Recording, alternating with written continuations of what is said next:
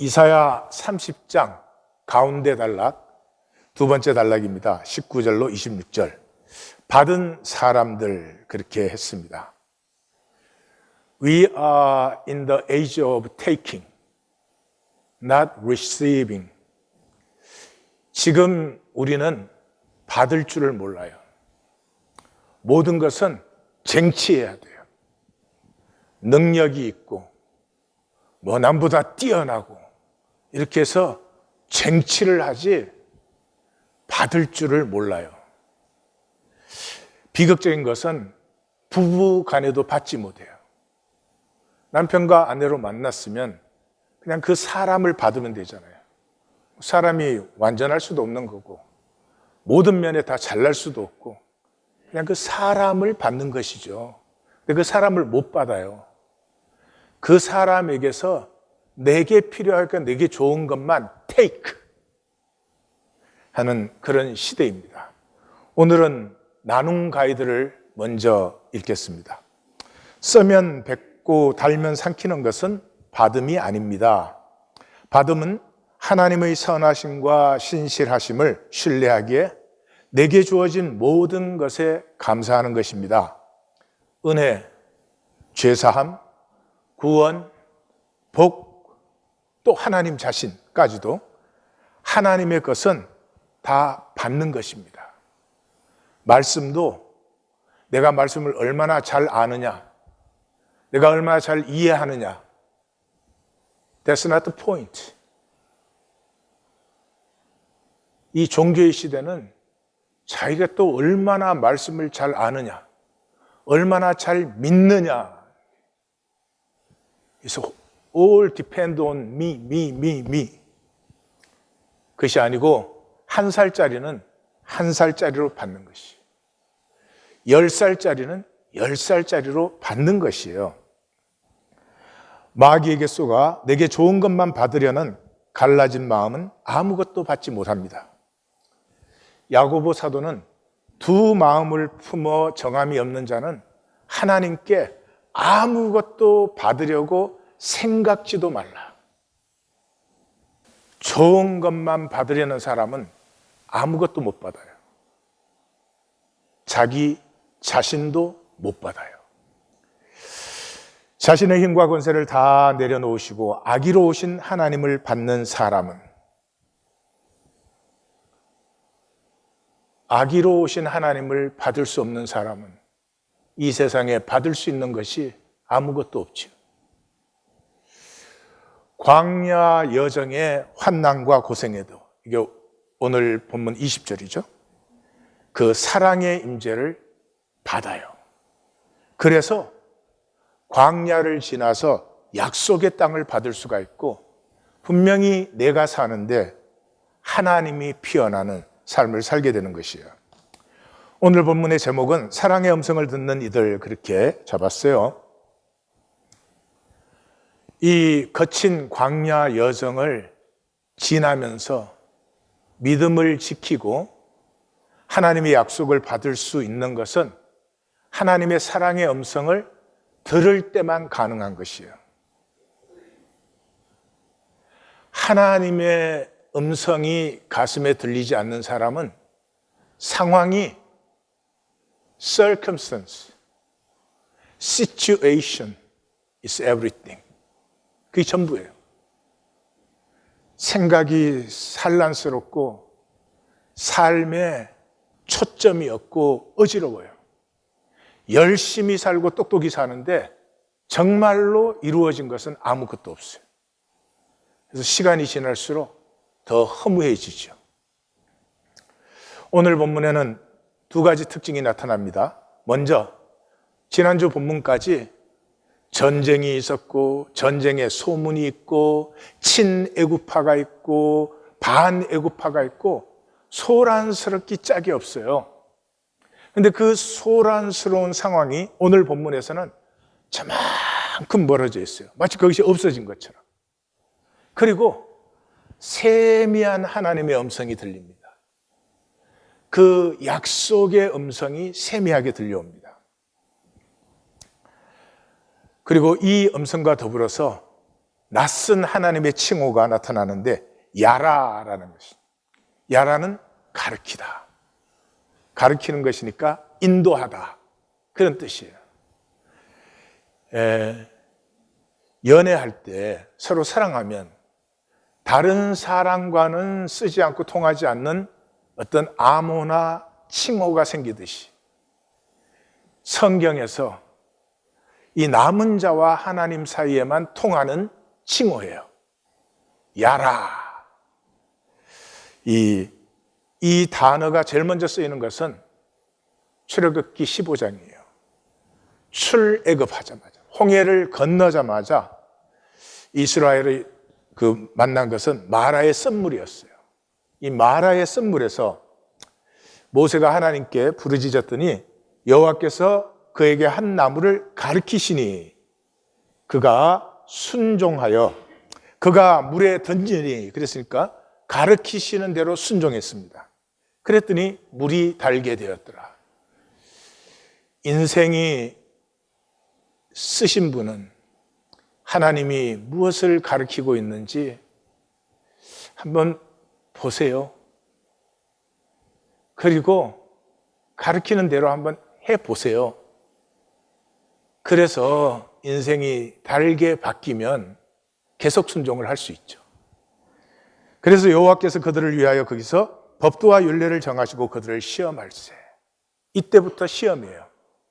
하나님이 가르치시니까 가르치는 대로 하든지 안 하든지 시험이 되는 것이죠. 오늘 본문의 구조는 19절에서 20절은 순례해온 남은 자들, 이 순례자 남은 자들은 하나님의 임재를 누려요. 그렇기 때문에 하나님의 음성을 듣고 하나님의 임재를 보는 사람들이에요. 그 대칭 부분은 그래서 그날에 완전한 치유와 회복이 일어나요. 생기와 권능이 회복되는 것이죠. 그 안쪽에는 뒤에서 들리는 목자의 음성. 목자는 양떼를 앞세우고 뒤에서 몰아가죠. 그러니까 임재에 하나님이 임재하시는 그 인도를 느껴요. 보세요. 뒤에서 인도하시니까 앞에는 상황이에요. 상황임에도 불구하고 상황을 사는 것이 아니라 뒤에서 인도하는 음성을 사는 거예요. 그래서 그 대칭되는 부분은 이 목자의 복을 받아요. 그래서 풍요하고 심판에서조차 구원을 받는 그 열쇠, 이 남은 자들의 은혜와 복과 구원의 열쇠가 중간 22절이에요. 그것이 무엇이에요? 스스로 우상을 던지며 나가라 라고 선포하는 거예요. 우리 번역이에요.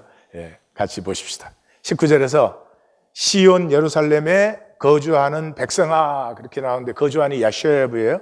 야쉐브는 그곳 주민이라는 뜻이 아니고 이 지나가는 길에 잠깐 멈춘 그런 것을 뜻해요. 그래서 영어 번역에 대부분 제대로 된 번역들은 in Zion, in 제루살렘이라고 해요. 예루살렘의 주민들을 표현할 때는 언제든지 the people of Zion, people of Jerusalem, of로 들어가요. 근데 여기 in이에요. 그러니까 여기는 먼 곳에서 순례를 해서 그 하나님의 임재를 향하여서 나온 남은 자들을 얘기해요. 그래서 그들에게 너는 다시는 통곡하지 않는다. 왜? 너희가 부르짖을 때 하나님이 은혜를 베푸시고 너희의 부르짖음을 들으실 때 응답하니까. 다시 말해서 하나님과의 교통이 일어난 거죠. 그래서 단절의 관계가 회복되어서 하나님의 음성을 듣고 보고 하나님은 이들의 부르짖음을 듣고 이들의 안타까움과 어려움을 보기 때문에 이제 다시는 통곡하지 않는 그런 일이 일어나요. 근데 이사야 전체는 이 하나님의 백성과 하나님이 통하지 않는다는 것이 주제죠. 시작하자마자 나귀는 그 주인의 구유를 알고 소는 그 임자를 알건만은 내가 자식을 양육했는데 내 자식은 나를 모른다 하는 거 아니에요? 그래서 끝에 가면 58장 금식장이에요. 한 장 전체가 금식이에요. 그런데 금식해도 안 듣는다. 그렇죠? 그리고 1장 15절에서 시작에서도 서론 끝나자마자 너희가 손을 펼 때, 손을 편다는 건 기도한다는 거예요. 내가 눈을 너희에게서 가리고 너희가 많이 기도할지라도 듣지 않는다. 종교인들은 참 많이 기도해요. 종교인들은 용건만 간단히를 몰라요. 왜냐하면 중언부언해야 기도하는 것 같거든요. 왜? 응답이 없으니까 자기가 막 반복하고 자기가 자기를 세뇌시키는 게 종교인의 기도예요. 한마디면 끝나는 거 아니겠어요? 나의 원대로 마옵시고 아버지의 원대로 이루어지이다. 그러면 삶은 복되어지는 거예요. 내 원함에 내가 망하고 있는 거잖아요. 내 욕심에 내가 망하고 있는 거잖아요. 그러니까 그리고 8장에 가서 그 아하스에게 징조를 구하라고 했는데 거부하니까 이제 하나님이 이스라엘 집에 나는 완전히 가려졌다 그랬죠. 그래서 이사야 선지자가 이제 야곱의 집에 대하여 얼굴을 가리시는 여호와를 나는 기다리며 그를 바라보리라. 요 절 조금 전에 나오는 게 뭐예요? 너희가 천천히 흐르는 실로아의 물을 버렸도다. 천천히 흐르는 실로아의 물을 버렸도다. 왜요? 기다리지 못하고 바라보지 못하니까. 종교인은 당장 좋아야 돼요. 지금 상황이 좋아져야 돼. 지금 뭐가 생겨야 돼. 지금 뭐가 일이 일어나야 돼. 그러니까 받을 수가 없어요. 항상 좋은 일만 일어나면 받겠지만은 그렇지 않거든요. 그런데 당장의 상황이 어렵고 힘들어도 하나님의 임재를 믿는 사람은 하나님은 내가 악한 죄인이라도 나를 저주하지 않으시거든요. 그러니까 이 악한 일이 하나님의 뜻일 수 없죠.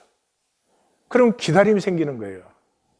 아, 나에게 이런 어려움과 고난을 주시는데 이것을 통해서 하나님은 어떤 일을 또 이루어내실까?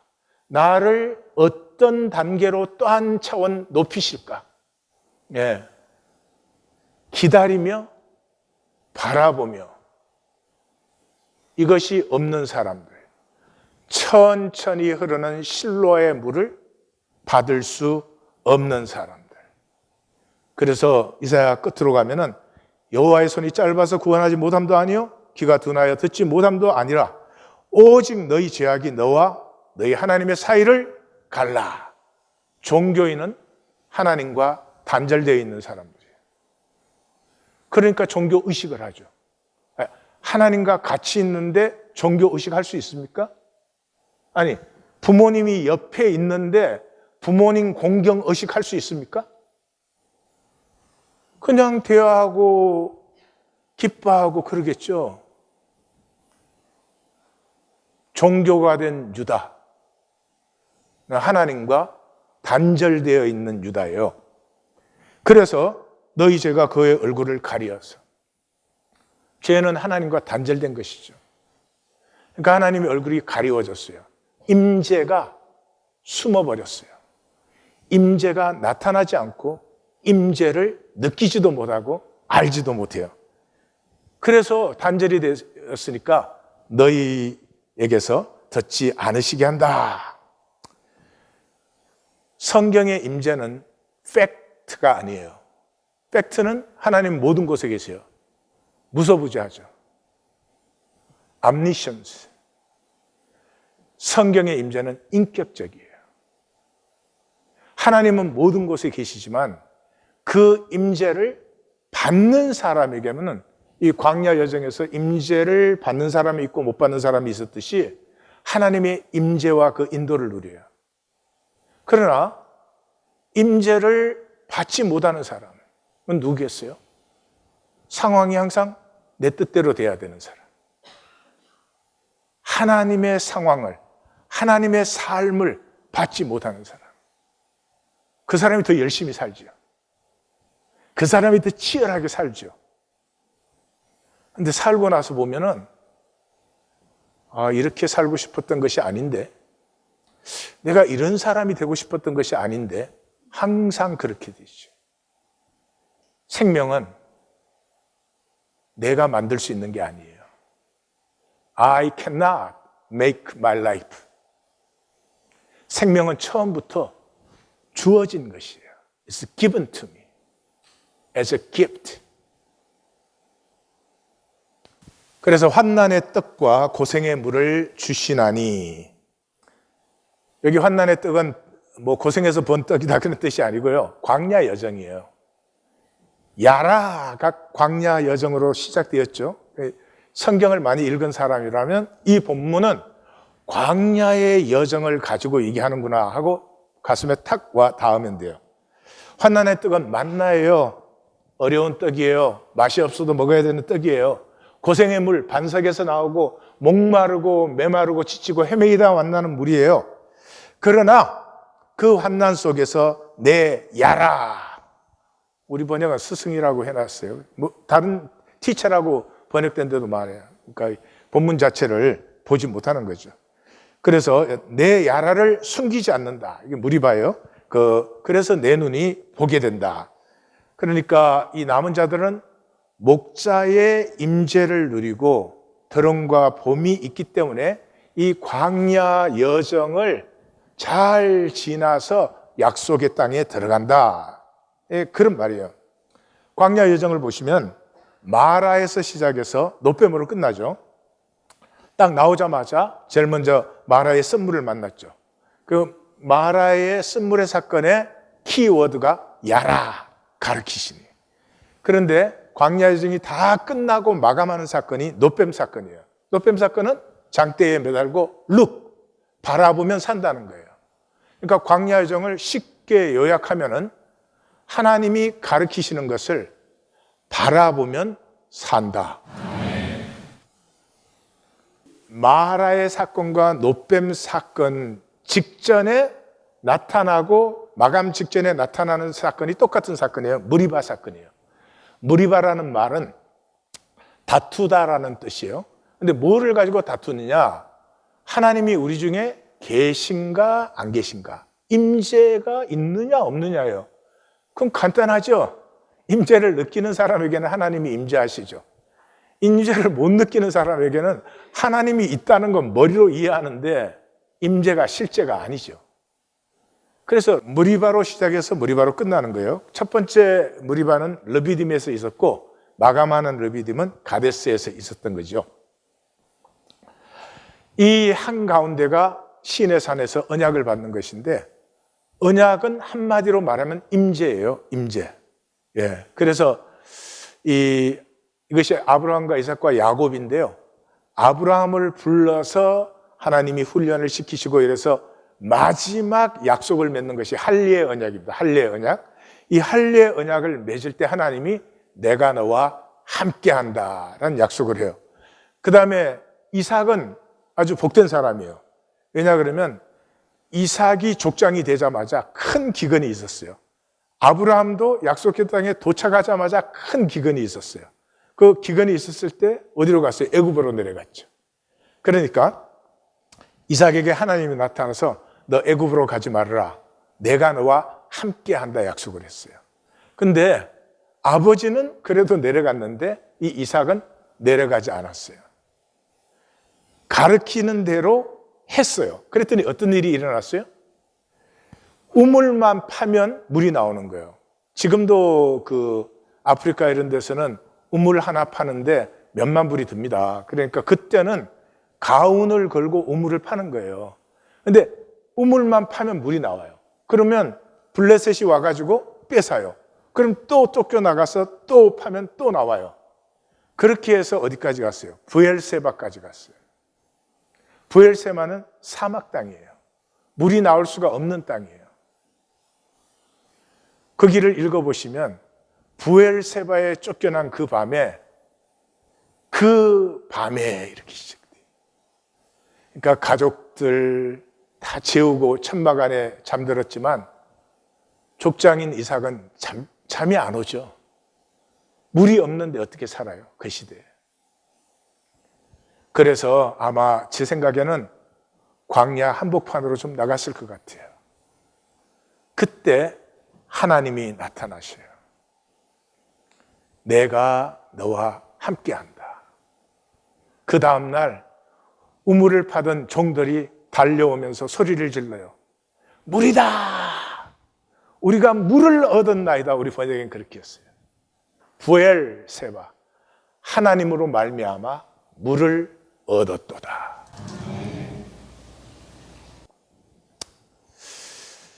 그래서 이 이삭은 그냥 하나님이 가르치시는 것을 따름으로 말미암아서 그냥 정말 복과 평안한 삶을 누린 사람이에요. 이제 그 다음이 야곱인데, 이 야곱은 우리가 많이 닮았어요. 머리를 팽팽팽 돌려. 그래가지고 이 사람은 받을 수가 없어. 자기가 동생으로 낳았다는 것도 받을 수가 없어. 뭐 그런 사람이에요. 그래가지고는 이 야곱에게서는 함께 한다는 얘기가 계속 나와요. 그 하란으로 떠날 때도 함께 하겠다, 하란으로 가는 길에서 함께 하겠다, 하란 외삼촌 집에서 내가 너와 함께 한다, 돌아올 때도 내가 함께 한다. 이렇게 이 하나님의 사람으로 만든 사람이에요. 그래서 야곱 기사를 읽으시면 함께 한다는 얘기가 나올 때마다 꼭 같이 나와요. 내가 너를 축복한다. 나의 임재를 누려라. 근데 이 사람이 참 복되어서 애굽에 내려가서도 그곳에서 하나님의 임재를 누리는 사람이 되어서 12지파를 세우게 되죠. 이 아브라함과 이삭과 야곱의 신앙이 이렇게 엑기스로 나타난 것이 요셉이에요. 요셉. 요셉의 운명의 기점은 보디발의 집이에요. 보디발의 집에 팔려갔을 때 이 요셉은 형제들에게 버림받은 상처, 거기에 또 이 억울한 누명을 쓴 이 원망과 억울함, 이런 것을 그대로 품었으면 이 사람은 정신병자 되는 거예요. 그런데 보디발의 집 기사가 나올 때 앞쪽과 뒤쪽으로 나오는 말이 있어요. 내가 너와 함께 한다. 하나님이 그와 함께 하심으로 형통하였더라. 내가 너와 함께 한다. 하나님이 함께 하심으로 형통하였더라. 이게 요셉 기사의 모든 것이에요. 그때로부터 이 팔려온 노예는 하나님의 역사를, 이 하나님의 뜻을 따라, 섭리를 따라 인도하는 사람이 되죠. 그래서 구약의 축도가 민수기 6장인데, 여호와는 내게 복을 주시고 너를 지키시기를 원하는, 이게 축도죠. 복 주시고 지키세요.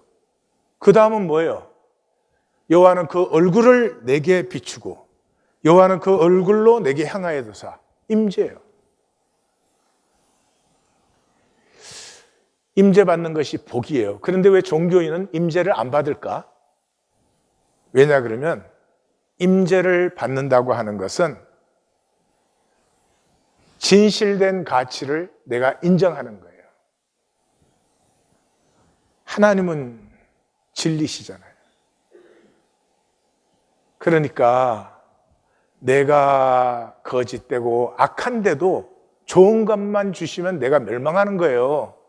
나를 고치시기도 하고 치유하시기도 하고 해야 돼요.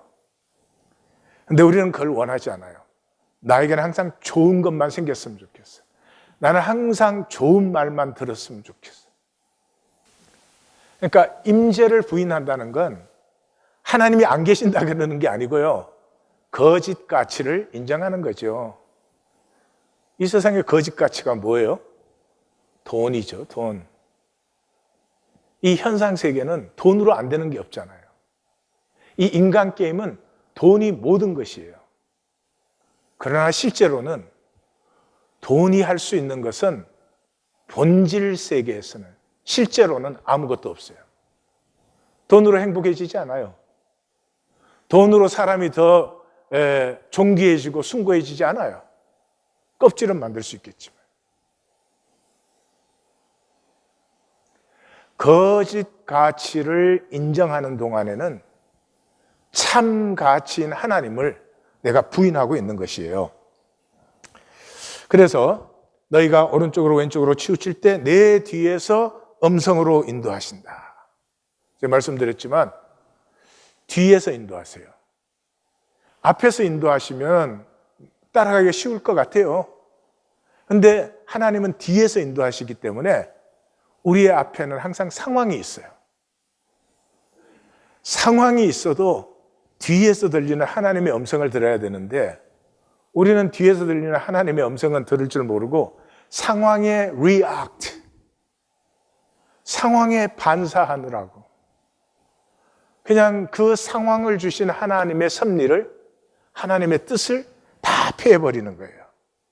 남은 자들은 하나님의 음성을 듣는 사람들이에요. 하나님의 음성을 어디에서 들어요? 말씀에서 듣는 거죠. 말씀에서. 성경을 읽을 때 글자를 읽는 것이 아니라 하나님의 가슴이 느껴지기 시작할 때, 그때가 말씀을 만난다, 내용을 잘 이해한다, 뭐 이런 게 아니에요. 성경을 나는 많이 암송하고 있다, 그 좋은 일이지만 그런 게 아니에요. 그래서 예수님은 이 말을 하신 거예요. 내 양은 내 음성을 들으며 나는 그들을 알며 그들은 나를 따른다 할 때 예수님이 멋있는 말을 만드신 게 아니고 예수님의 모든 말씀과 사역은 전부 구약 선지자들의 말을 우리에게 간단하게 정리해 준 것이에요. 자, 핵심이 되는 22절이 너희가 은과 금으로 만든 우상을 모독하며 불결한 물건을 던진 같이 나가라 하라, 우리 번역이에요. 예, 근데 나가라는 단어는 오물, 죄송합니다, 똥, 예, 그 단어예요. 그러니까 이 세상에서 육체로 하나님을 믿고 사는 것은 굉장히 어렵습니다. 하나님은 선하고 아름다우신 분이잖아요.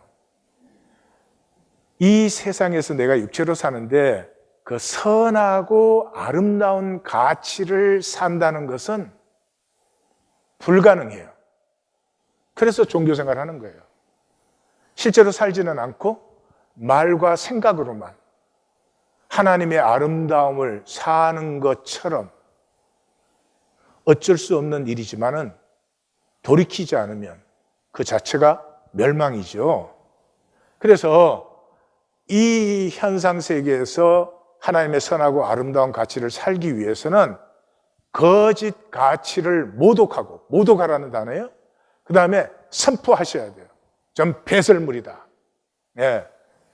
이 현상 세계를 사는 동안에 돈 많고 집 좋은 데서 살고 비싼 차 타고 뭐 인류학교 나오고, 예? 돈 많이 버는 직장 갖고 그걸 싫어하는 사람이 누가 있겠어요. 그러나 그게 좋게만 보이면 하나님 아는 건 아니에요. 다시 말씀드려요. 그 좋은 거죠, 뭐 누리면. 그것 때문에 악해질 수도 있어요. 진정한 가치는 아니니까. 그러나 그것도 누릴 수 있다면 좋겠지만은 하나님의 사람은 그런 현상가치, 표면 가치만을 보고 가치를 인정하면 되지 않아요. 그래서 모독하라는 거예요.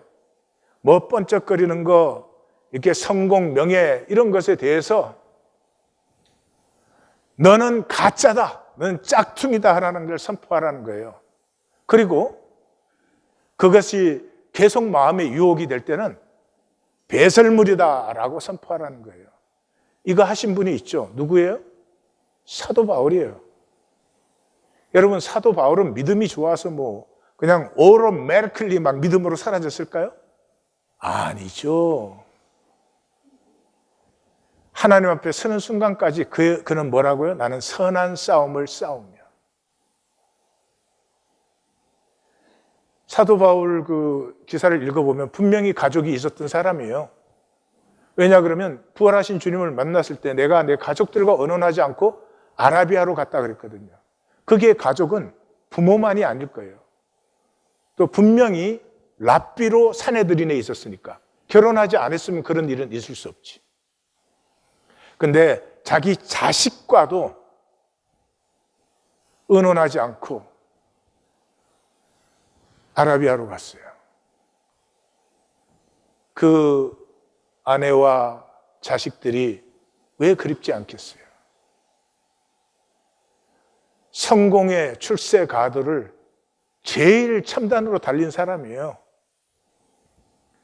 그렇게 고생하고 핍박받고 잡혀서 죽을 만큼 맞은 것도 수 없고 돌에 맞아서 죽은 줄 알고 시체인 줄 알고 버림을 당한 그 삶에서 어떻게 이제 좀 이런 거 그만했으면 좋겠다 생각이 안 날 수가 있겠어요. 그때마다 이것은 가짜 가치야. 내가 진정으로 바라보는 가치가 있어. 아무리 좋아 보이고 번쩍거려도 저 세상 것은 배설물이야. 이렇게 싸우지 않고 하나님을 믿고 하나님을 섬긴다는 것은 새빨간 거짓말입니다. 종교는 정말 거짓말이에요. 웃겨요. 교회만 왔다 갔다 하면 하나님을 믿는다 그러죠. 교회만 왔다 갔다 하면 무슨 구원받고 하나님이 자녀가 됐다고 그래요. 좀 안타깝습니다. 가치를 전락시켜도, 세상 가치를 전락시켜도 천박한데 가장 숭고하고 존엄한 가치를 그렇게 전락시킬 수 있는가? 현상이 전부면 문제는 그것이죠. 종교인에게는 현상이 전부예요. 하나님 하지만 하나님은 실제가 아니고 현상이 전부란 말이에요. 그럼 현상이 전부면 뭐 돈으로 사는 거죠. 근데 돈으로 살면 기가 죽어요.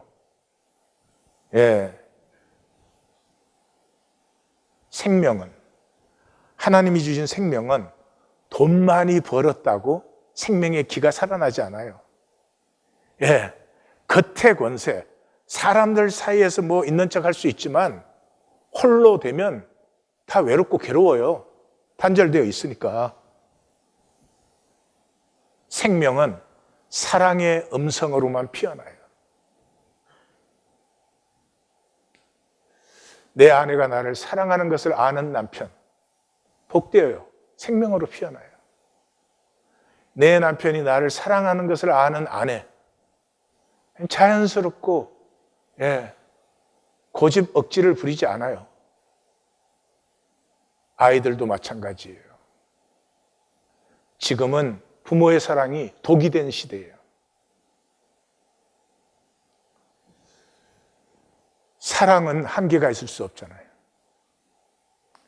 내 아이도 사랑하지만 다른 아이도 똑같이 귀한 거잖아요. 내가 그렇게 똑같이 사랑할 수는 없지만 똑같이 사랑스러운 건 인정해야죠.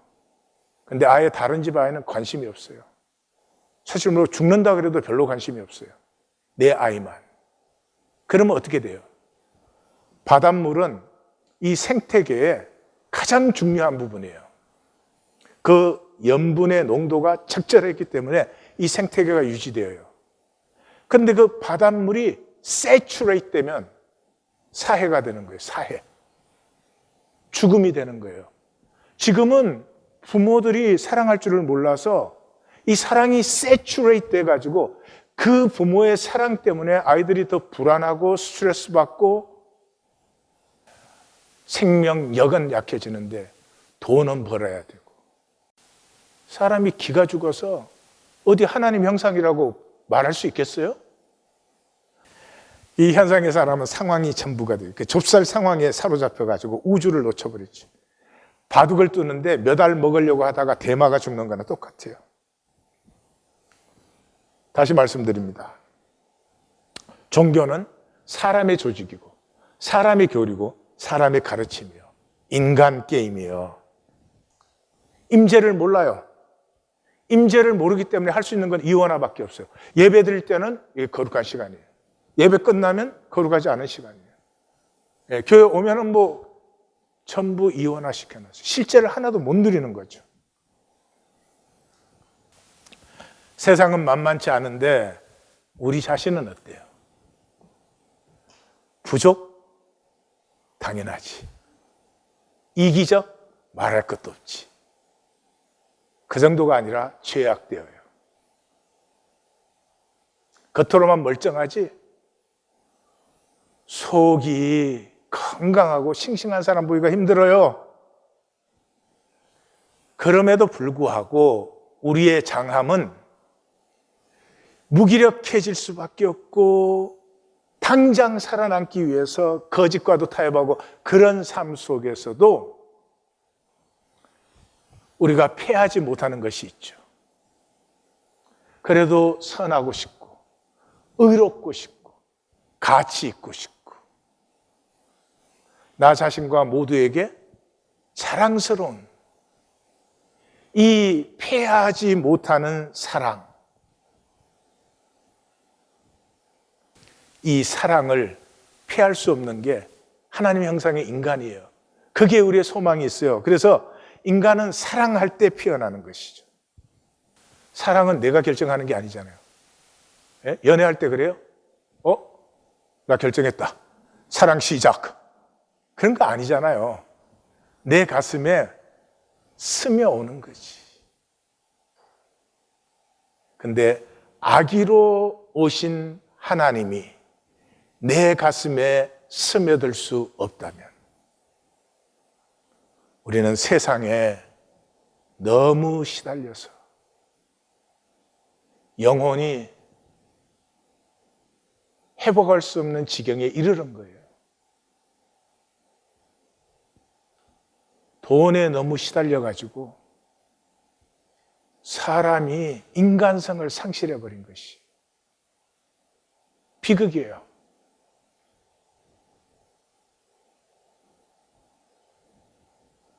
아기로 오신 하나님을 내 가슴에 받으면서 스며드시면서부터 무슨 내가 위대해지고 성공하고가 아니고요. 사랑스러움이 회복돼요. 모든 생명은 사랑스러워요. 모든 꽃은 사랑스럽고 모든 동물들이 사랑스러운 것처럼 세상에서 무슨 좀 잘난 척하겠다고 내가 버려버린 나의 인간성이 그 사랑스러움이 회복되는 것이죠. 그때 비로소 사는 것이 어렵지만 괜찮은 거야. 힘들지만 살만한 거야. 내 마음대로 안 되지만 행복한 것이야. 이런 진실이, 실제가 회복되는 것이에요. 자, 이러한 그 하나님을 가슴에 받은 사람들은 그날에 주께서 비를 주어 땅이 먹을 것을 내고 곡식이 풍성하고 기름지고 목장이 광대해지고 소나기도 곡식으로 만든 맛있는 먹이를 먹고 얼마나 풍성한지 소나기는 되게 풀이나 겨 이런 거 먹잖아요. 근데 곡식으로 만든 맛있는 먹이를 먹고 심판날에도 고산 준년까지도 물이 흘러넘친다. 창세기 2장 5절에 그러잖아요. 하나님이 비를 주시지 않았기 때문에 nothing happens. No rain, no nothing. 성경은 이 진리를 그렇게 간단하게 표현해줘요. 보세요. 지구가 생성이 됐을 때는 불덩어리였어요. 여기 어떻게 이런 생태계가 나타나요? 이런 생태계가 나타나기 위해서는 물이 있어야 되는 거죠. 근데 불덩어리에 무슨 물이 있어요? 없어요. 근데 약 38억 년 전에 소행성에 비가 내렸어요. 소행성은 얼음 덩어리잖아요. 그게 비처럼 지구에 내리는데 10년, 20년이 아니에요. 100년, 1000년이 아니에요. 만년이 아니에요. 수십만 년 동안 소행성이 지구에 쏟아져 가지고 지구 가운데는 불덩어리가 남고 에너지가 있어야 모든 것이 생기니까. 그리고 지구의 4분의 3은 물로 덮이고 그 다음에 지구 전체의 70%가 물이고 그 물 중에 97%가 바닷물이고 3%가 민물이 되어서 이런 생태계가 형성되는 기초점이 생긴 거예요. No rain, no nothing. 결론이 그날에 여호와께서 자기 백성의 상체를 쥐하고 고치시고 달빛은 햇빛 같고 햇빛은 7날이 빛같이 7배가 된다. 사도 요한은 그랬죠. 그 안에 생명이 있으니 생명은 사람들의 빛이라. 생명은 빛이에요. 이 컵을 지금 이건 물질이잖아요. 이 불에 태우면 이 컵이 에너지로 전환되는 포인트가 나와요. 에너지로 전환되는 포인트에서 빛을 발하는 거예요. 그러니까 지금 우리가 이렇게 살아있는 것은 뭐 음식물도 먹고 이래가지고 그 들어온 것이 전부 에너지화 되기 때문에 살아있는 거예요. 빛을 만들기 때문에. 그래서 빛이 7배가 된다는 것은 수학적으로 7배가 아니라 생명의 에너지가 그때 완전해지는, 하나님의 말씀이 혼돈과 공허와 흑암 속에 선포되니까 좋았더라, 좋았더라, 심히 좋았더라가 열린 것처럼 그때 생명의 기운이 온전해지면서 나 역시도 그때 이제 하나님 나라 안에서죠. 이런 육체가 아니라 영적 영체를 입었을 때죠. 모든 만물에 대해서 좋았더라, 좋았더라, 심히 좋았더라가 되는 거예요. 성탄은 최고의 선물이죠. 하나님이 아기로 오셨어요. 인간이 얼마나 거짓되고 절망적이면 하나님이 아기로 오셨어요. 아기로 오셨는데도 안 받아요. 받으면 복이에요. 받는다는 말이 뭐예요? 진정으로 기뻐하는 것이죠. 선물이니까 진정으로 기뻐하면 받는 것이에요. 그럼 왜 안 받아요? 계산 때문에. 기쁨의 반대는 계산이에요. 제일 불행한 사이가 계산되는 사이예요. 부부 사이가 계산한다. 이게 정말. 더 힘든 건 뭐예요? 부모 자식 사이가 계산하는 사이. 그러면 이제 그건 끝장이 난 거라고 말할 수 있죠. 그래서 구약의 제일 마지막 절이 뭐예요? 하나님의 나라가 임할 때는 내가 그 앞에 헤럴드를 먼저 보내서 자식의 마음을 아버지에게로, 아버지의 마음을 자식에게로 먼저 돌이킨다. 이 받는 사람들은 기다림의 사람들이에요. 아까 본문에서 제일 시작에서 나왔죠. 그리고 오늘 본문이 19절부터인데 18절에 지난주 본문 마감이 뭐예요? 그를 기다리는 자마다 복이 있도다. 기다림이 뭐예요? 평면 차원의 삶에 깊이를 더하는 거예요. 기다리면 기다릴수록 깊이가 깊어지는 거예요. 무한 차원이 되는 것이죠. 복되기를 원하면 복된 길로 사시면 돼요. 간단해요. 이 종교인들의 문제는 천박하게 살면서 복되려고 해요. 복되면 높은 의식이에요. 예, 우리 이순신 장군이 높은 의식을 살았기 때문에 우리가 그 삶을 보면 참 복된, 참 가치 있는, 참 의미 있는 그런 삶이다 그러잖아요. 그러니까 천박한 의식으로 복된 삶을 살 수 없어요. 천박한 의식이라는 건 돈을 높게 버는 거예요. 돈을 사람보다 높게 벌고 어떻게 복된 삶이 살아요? 돈을 벌 수는 있을지 몰라요. 벌어도 여전히 천박해요. 아니, 더 천박해지지. 이 선물을 잘 받는 길, 저는 말씀을 전가하는데 하우투를 전가하는 걸 별로 싫어합니다. 뭐 하우투 전가했다고 그대로 할 사람도 별로 없고, 예, 말씀은 그렇게 하우투를 가르치는 게 아니라 본질적인 면을 일깨워 주는 것이 말씀인데, 예, 나에 대해서 먼저 3가지입니다. 그냥 이건 이 프랙티컬한 거니까 그냥 좀 잘 적용하시면 좋겠어요. 내 생각은 나 아니에요. 생각은 전부 리액트예요. 상황에 리액트 된 것이에요. 그렇기 때문에 나는 내 생각이 아니고 생각하는 나를 보는 나가 진짜 나예요. 이게 주체성이 있잖아요. 나는 내 생각이 아닙니다. 99.99%는 생각을 따라 살아요. 그래서 자기가 패해지는 거예요. 2번째, 나를 힘들게 하는 것은 나밖에 없어요. 그냥 행복하면 돼요. 근데 절대로 행복 안 해. 행복을 거부해. 왜 행복을 거부해요? 이 상황이 내 마음대로 되어야 내가 행복하다는 거예요. 그래서 불행한 거예요. 그냥 행복하시면 돼요. 그냥 행복하시라고요.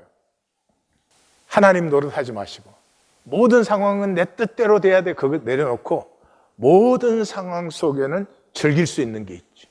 그 다음에 내 삶은 나의 작품이에요. 탓하지 마세요. 자꾸 남의 탓을 해. 남의 탓을 하면 잠깐 마음은 쉬울지 모르지만은 남의 탓을 하는 건 그 사람들 때문에 내가 불행하니까 내 삶의 주권이 그 사람들에게 있는 거 아니에요. 그러니까 나의 주권은 점점 더 무기력해지는 거예요. 근데 그건 사실이 아니잖아요. 거짓이잖아요. 그렇기 때문에 탓을 하면은 임재가 사라져버려요. 광야 백성이 10번 원망을 했어요.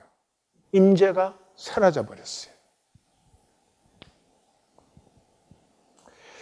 직면하면 알아요. 저부터도 나 자신 직면하고 싶지 않아.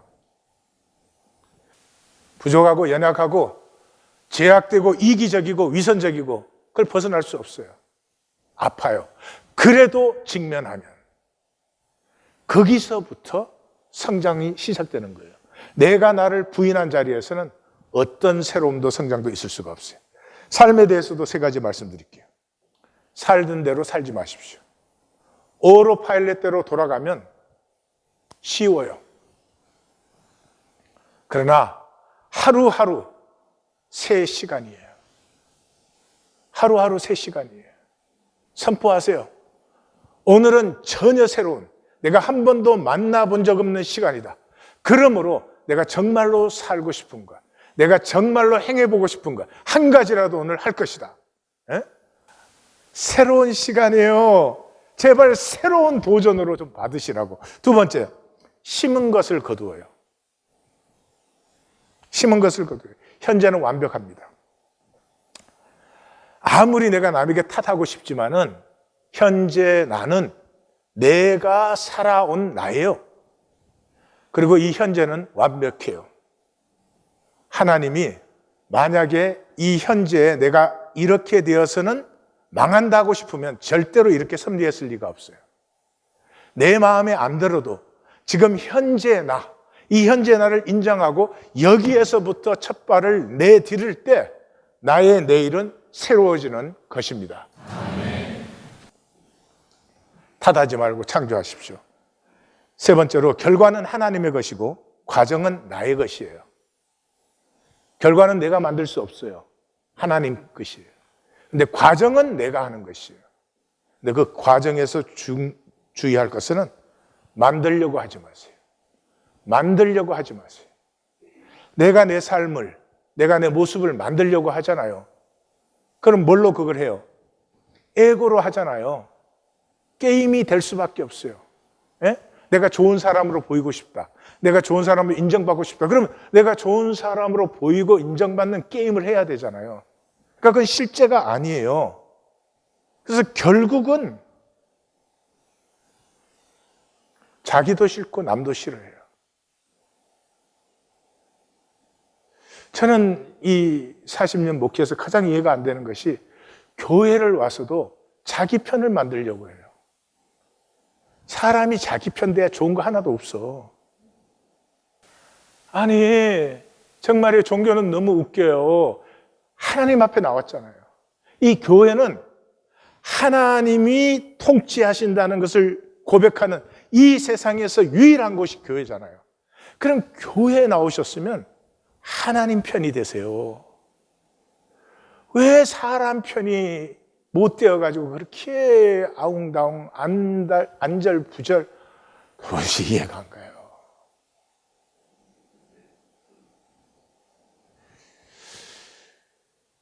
나쁜 남자가 인기가 있는 이유가 뭔 줄 아세요?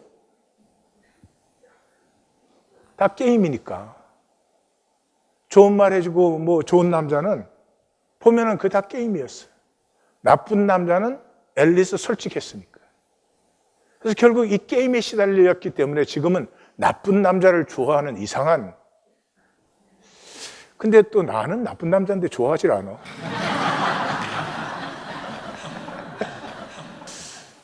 만들려고 하지 마시고 Please enjoy it. Life is good gift. Please enjoy it. 이 현상에서 만들면 얼마나 만드시겠어요? 또 뭐를 만드시겠어요? It's like a hiking. 하이킹 가시면 어려운 데도 올라가고 어려운 것도 내려오기도 하고 쉬운 데 올라가고 쉽게 내려오기도 하잖아요. 그냥 그 여정대로 즐기는 거지. 그렇게 하면서 내가 주님을 향해 나아가고 있다가 중요한 것이지. Nothing else is important. 문제는 죄인은 하나님을 받을 수 없어요. 예, 우리가 하나님 받자, 아기로우신 하나님 받자라고 했는데 죄인은 하나님을 받을 수 없어요. 그게 문제예요. 이 문제를 가장 심각하게 몸부림쳤던 사람이 다윗이죠. 다윗은 다윗 시편 중에 다윗의 시편인 51편에서 그렇게 말하죠. 주께서는 제사를 기뻐하지 아니하시나니 주는 번제를 기뻐하지 아니하시나이다. 하나님은 종교를 기뻐하지 않아요.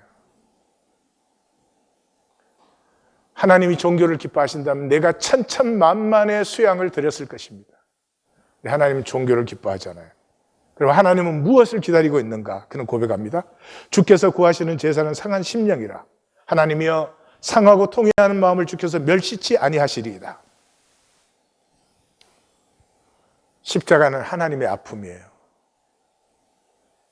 하나님의 아픔을 받는 유일한 길은 깨어지는 것이. 사랑이 진짜 사랑이 될 때는 가슴이 깨어지는 것이. 남자 여자가 만나서 아무리 좋아해도 거기가 진짜 사랑은 아니에요.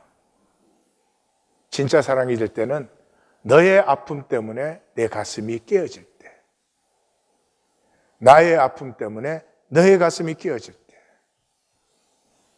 그래서 이 만만치 않은 세상에서 거짓되게 종교생활밖에 하지 못하는 내가 그 하나님의 사랑을 만났을 때, 이사야 선지자는 얼마나 거룩한 사람이었어요. 그런데도 불구하고 하나님의 임재를 딱 만나니까 화로다 나여 망하게 되었도다. 사도 바울은 그 신앙의 여정에서 클라이막스에서 오호라 나는 공고한 사람들이다. 이 사망의 몸에서 누가 나를 건져내랴. 이 사도 공동체의 120문도들은 하나님 말씀을 받았을 때 그 마음에 찔려서 우리가 어찌할꼬가 터져 나왔을 때가 비로소 진짜가 실제가 되는 거죠. 지금 우리 중에는 종교로 단절된 사람도 있어요. 또 신앙으로 하나님과 하나됨을 조금이지만 누리는 사람도 있어요. 둘 다 오케이. 둘 다 오케이. 그 자체가 나쁜 건 아니에요. 둘 다 실제니까. 네? 나는 종교생활밖에 못하는구나. 그거 실제지 어떻게 해요? 아, 하나님이 은혜를 주셔서 나는 하나님과 이 들음과 봄의 통함을 좀 누리고 있구나. 그렇죠? 그런데 내가 종교생활을 하고 있으면 그걸 실제로 만나셨다면 아파야죠. 애통해야죠. 아프면 절대로 똑같이 살 수 없어요. 아픈데 똑같이 살고 있다는 건 머리의 생각으로만. 만약 내가 하나님과 하나면 감사하면 되는 것이죠. 문제는 딱 하나밖에 없어요. 종교의 척. 난 도대체 이해가 안 돼요. 교회만 나오면 참 믿음이 없는데도 참 믿음이 있는 것처럼 말하고 행동하고 그렇게 해요. 이 교회에서 나는 정말 말씀을 들을 때마다 애통합니다. 아유, 나는 왜 이런지 모르겠습니다, 정말. 난 새롭기를 원하는데도 정말 안 되네요. 그리고 그런 사람으로 행동하는 것이 아니라 그건 척하고 그 다음에는 권리 주장. 예, 권리 주장. 이 마귀가 얼마나 지혜롭게 우리를 속여 놓았는가 하는 안타까움이 듭니다.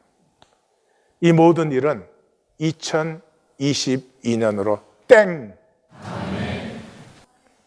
자, 이 교회 나왔으니까 괜히 믿는 척하고 이렇게 하나님 믿는 것처럼 행동하고 그러고 이 사람 사이에서 내가 얼마나 대접받느냐 이런 것들 그냥 2022년으로 땡!